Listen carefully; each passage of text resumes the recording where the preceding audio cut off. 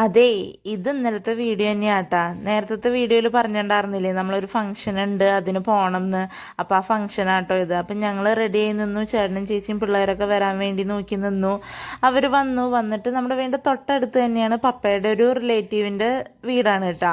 അപ്പോൾ house warming ആണ്, അത് പറയാൻ വിട്ടുപോയി. ഹൗസ് വാമിംഗ് ആണ്.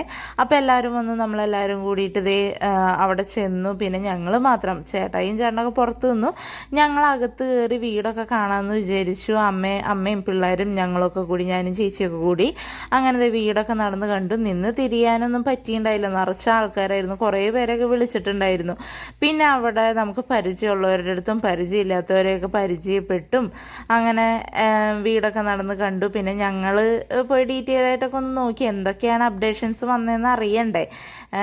ഡെയിലി അപ്ഡേറ്റ് ചെയ്തുകൊണ്ടിരിക്കുകയല്ലേ വീട് പണിയൊക്കെ.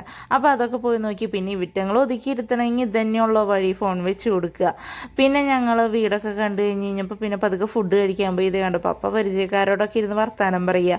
പിന്നെ ഇതൊക്കെയായിരുന്നു ഫുഡ്, ചോറായിരുന്നു ഫുഡ്. അപ്പോൾ ജോർദാന് കഴിക്കാൻ പറ്റിയില്ല.